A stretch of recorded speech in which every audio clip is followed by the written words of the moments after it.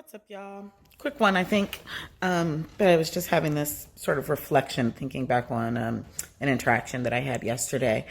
And it was an interaction with a white man. And inside of the interaction, it was someone who came into the interaction,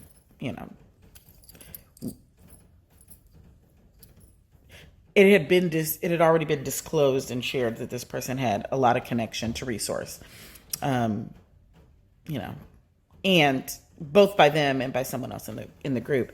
And then I made a comment about leveraging that resource, and all of a sudden, the person, began sort of diminishing the nature of those relationships, and it made me think of the way in which that is such a key characteristic of whiteness, and I see it all the time with white folks, and it drives me batshit, because it is an intentional disavowal of privilege from people who say they want to help, right? From people who say that they want to show up. And it is and I made a meme about this a while ago that was like, outrage without action is just privilege comforting itself. And what I'm saying inside of that is that the instinct to, like, that part of what entrenches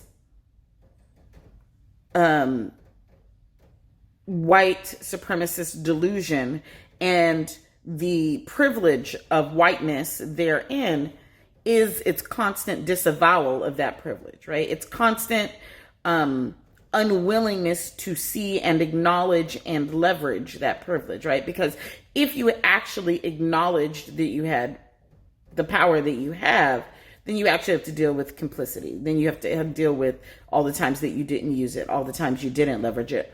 You have to deal with the fact that you have been holding up this system, that you are part and parcel of the system of white supremacist delusion.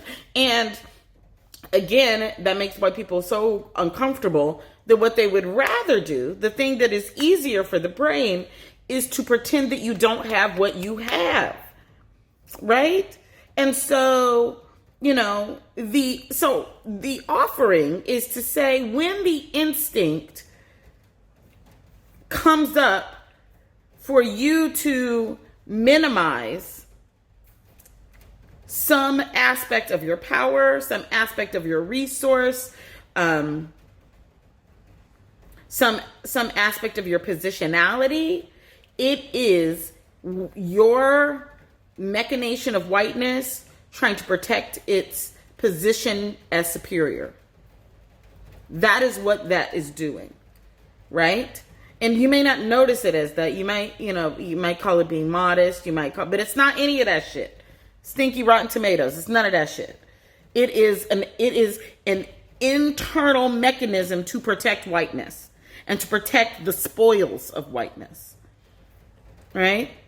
There are people with massive wealth. They got millions of people looking at them, and they're like, "Oh, I don't know what to do as it relates to the state killing black people." Why don't you? Why don't you know what to do? You know what to do when you decide that some new thing needs to be invented. You know what to do when, when the manager don't do what you want him to do at the store, when the clerk don't.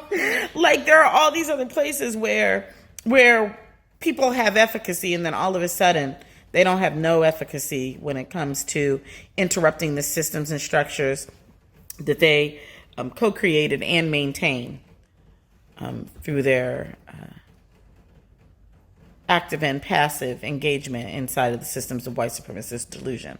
So this is an invitation for white people to reevaluate the way you think about your money. I had this conversation. This is another conversation that came up inside of Buy Back Black Debt, right? It's like the ways in which white people, are like, I'm not rich. but they have a whole ass trust fund, right? Like, they're not rich, but they sitting on $2 million from their father's insurance policy, or $700,000 from a parent's insurance policy, or an uncle that left them $1 million in a trust, or all of these things, right? But inside your head, you're telling yourself the story that you don't have no access to wealth. That's whiteness. You do. And you're wealthy. And it doesn't matter that you became a school counselor and you make $60,000 a year. If you have $1 million sitting in a trust, you're wealthy. And the problem is you're trying to compare your wealth to Jeff Bezos. Stop. Compare your wealth to black people. compare your wealth to the people who your wealth has had to disenfranchise to exist. You're looking at the wrong end of the spectrum. Or pretending you have no power is white supremacist delusion. And so in the places where you are pretending you have no power, you are acting inside of white supremacist delusion for the purpose of protecting the delusion of white supremacy. And I'm inviting you to stop doing that shit. Stop. I want folks to just come to the table like, I have power. I might not even, maybe I can't see it because I've been taught not to see it, but I know I have power. I want to leverage it. Start there. Because again, as I always say, you can't find what you're not willing to look for. And so start looking for where you have power. Start looking for where whiteness wants to protect itself. Start looking. Because as you look, you'll find it. And then you can get out of your way and out of our way around activating those resources in service towards justice. All right. Cool. Bye.